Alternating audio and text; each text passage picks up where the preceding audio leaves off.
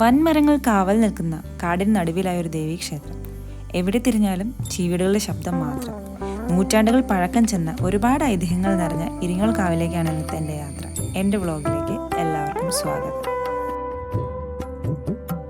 ക്ഷേത്രത്തിലേക്കുള്ള എൻ്റെ യാത്ര ഒരു ഞായറാഴ്ചയായിരുന്നു.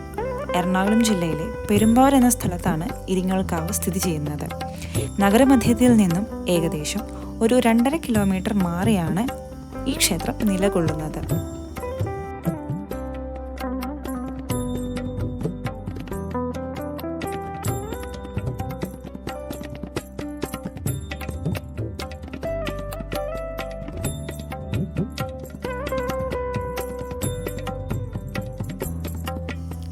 ഒരുപാട് തവണ കാവിൽ വന്നിട്ടുണ്ടെങ്കിലും വളരെ കുറച്ച് മാത്രമാണ് ഈ കാവിനെക്കുറിച്ചും ഇവിടുത്തെ ആചാരങ്ങളെക്കുറിച്ചും അറിയാവുന്ന. ഈ വീഡിയോ ചെയ്യുമ്പോഴാണ് എനിക്ക് മനസ്സിലാവുന്നത്. രാവിലെ 6 മണി തൊട്ട് 11 വരെയും നമുക്ക് ക്ഷേത്രത്തിൽ പ്രവേശിക്കാം. അതിനുശേഷം വൈകിട്ട് 6:30-ക്ക് ശേഷം സന്ദർശകർക്ക് ഇവിടെ പ്രവേശനം അനുവദീയമല്ല. ക്ഷേത്രത്തിൻ്റെ എല്ലാ ചിട്ടകളും പാലിച്ചുകൊണ്ട് തന്നെ നമുക്ക് അകത്തേക്ക് പ്രവേശിക്കാം. വിവിധ ഇനം പക്ഷികളും അപൂർവ ഇനം ജീവജാലങ്ങളും ധാരാളമായി കാണുന്ന ഈ ക്ഷേത്രം ഒരു ബയോഡൈവേഴ്സിറ്റി ഹെറിറ്റേജ് കൂടെയാണ്.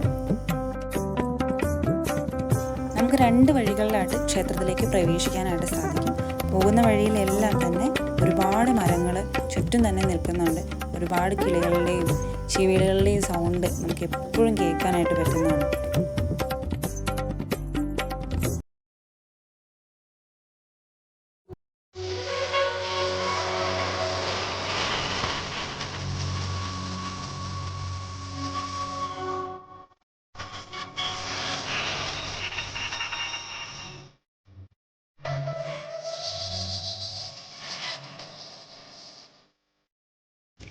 ഇരിങ്ങോൾ എന്ന പേരിന് ഒരു ഐതിഹ്യമുണ്ട്. പണ്ട് അസുര രാജാവായ കംസന്റെ അനുജത്തി ദേവകിയുടെ 8ാമത്തെ പുത്രൻ തന്നെ വധിക്കുമെന്നറിഞ്ഞ കംസൻ അവർക്കുണ്ടായ 7 കുഞ്ഞുങ്ങളെയും കൊല്ലുകയുണ്ടായി.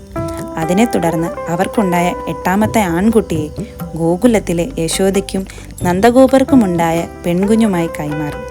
പെൺകുഞ്ഞാണ് ദേവകിക്കുണ്ടായതെന്നറിഞ്ഞിട്ടും കൊല്ലാൻ ശ്രമിക്കുകയായിരുന്നു കംസൻ.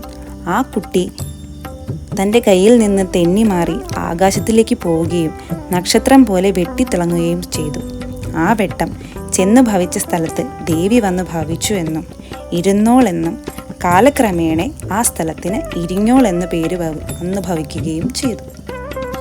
ഭഗവതി ഇവിടെ കന്യകാ സങ്കല്പത്തിലായതുകൊണ്ട് തന്നെ ഇവിടെ വിവാഹങ്ങളില്ല. അതുപോലെ തന്നെ കൊമ്പനാനകൾക്ക് പ്രവേശനമില്ല. പിടിയാനകളെ മാത്രമാണ് ഉത്സവത്തിന് എഴുന്നള്ളിപ്പിക്കാറുള്ളത്. നേരത്തെ ഇവിടെ ഒരു പിടിയാന ഉണ്ടായിരുന്നു. കുറേ നാൾ മുന്നേ ആന മരിച്ചുപോയി.